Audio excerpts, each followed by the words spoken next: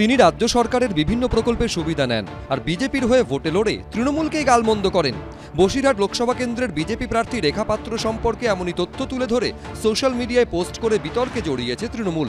নানা মহলে প্রশ্ন উঠতে শুরু করেছে, সরকারি প্রকল্পের সুবিধে নিলে কি কেউ বিরোধী দলের হয়ে ভোটে লড়তে পারবে না?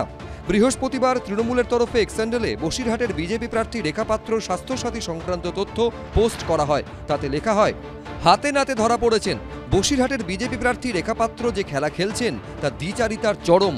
মমতা বন্দ্যোপাধ্যায়ের দেওয়া সব সুযোগ সুবিধে উপভোগও করছেন, আবার দিল্লির জমিদারদের সঙ্গে সমঝোতাও করে চলছেন। প্রধানমন্ত্রী পরের বার ওকে ফোন করলে অবশ্যই স্বাস্থ্যসাথী কার্ড সম্পর্কে জেনে নেবেন, তাতে আমাদের নেতাদের মস্তিষ্ক প্রসূত স্বাস্থ্যসাথী কেন আয়ুষ্মান ভারতের মতো ব্যর্থ প্রকল্পকে ছাপিয়ে গেল সেটা বুঝতে সাহায্য করবে।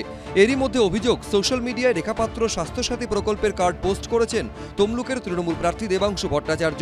এই প্রেক্ষাপটেই এবার জাতীয় তপশিলি কমিশন ও জাতীয় মহিলা কমিশনের কাছে দেবাংশুর বিরুদ্ধে নালিশ জানালেন রেখা পাত্র।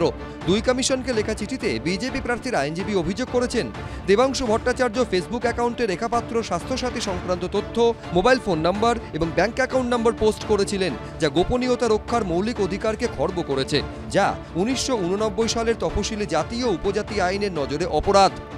এই অভিযোগ তুলে দেবাংশু ভট্টাচার্যের বিরুদ্ধে তদন্ত ও দ্রুত পদক্ষেপের আর্জি জানিয়েছেন রেখা পাত্রর আইনজীবী। কে অধিকার দিয়েছে যে আমাদের মতো গরিব মানুষের ডকুমেন্টস নিয়ে সোশ্যাল মিডিয়া করার? উনি কোন সাহসে দিয়েছে বুঝতে পারছি না। ওনার সাহস দেখে সত্যি আশ্চর্য হয়ে যাচ্ছি। ওনার যদি ওনার ঘরের মেয়ে যদি আজকে যদি টিকিট পেতেন, উনি কি পারতেন ওনার ঘরের মেয়েকে এইভাবে তার ডকুমেন্ট নিয়ে এরকম করে সোশ্যাল মিডিয়া দিয়ে এরকম করে কমেন্ট করতে? উনি যদি মানুষ হতেন তো এটা করতে পারতেন না। উনি মানুষের পর্যায়ে পড়েন না। বিচার চাই, বিচার চাই। রেখা দেবী তো বিজেপির প্রার্থী, তো তিনি প্রার্থী হয়ে কদিন পর যখন নির্বাচনে নমিনেশন ফাইল করবেন, তখন নমিনেশনে তাকে সমস্ত ব্যক্তিগত এই সমস্ত তথ্যগুলো তো দিতে হবে। সেগুলো তো জনসমক্ষে আসবে, পাবলিকের কাছে আসবে। তাহলে সেই সময় তার সমস্যা হবে না? এগুলোকে আজকে ব্যক্তিগত তথ্য বলছেন। আমরা কারোর কোনো গোপনীয় কিছু ফাঁস করিনি। কে কাকে কি দিয়েছিল, সেটার থেকে কার হাতে এসছে, তারপর কে টুইট করেছে, এরকম আমাদেরও যখন সব ফোন নাম্বারগুলো বাইরে বিজেপি বার করে দিচ্ছিল, সেগুলো সব মনে রাখা উচিত ছিল। তৃণমূল জ্ঞানত এই ধরনের কোনো কাজকর্ম করেন। তৃণমূল মনে করে সরকারের প্রকল্পটা দল করার জন্য। আমার সরকারের প্রকল্প নিয়েছিস, অন্য দলে ভোটে দাঁড়াবি মানে? আর আমরা বলছি যে মানুষ কারুর কেনা প্রজা না। মানে তৃণমূল যে হ্যাংলামিপনা করছে, বিজেপি একই রকম হ্যাংলামিপনা করছে, এটা দেখলেই বোঝা যাচ্ছে। এদিকে দেবাংশু ভট্টাচার্যের বিরুদ্ধে যখন বসিরহাটের বিজেপি প্রার্থী দুই কমিশনে নালিশ জানালেন, তখন রাজ্য সরকারের প্রকল্পের ভূয়সী প্রশংসা করলেন তাঁরই শ্বশুর শাশুড়ি।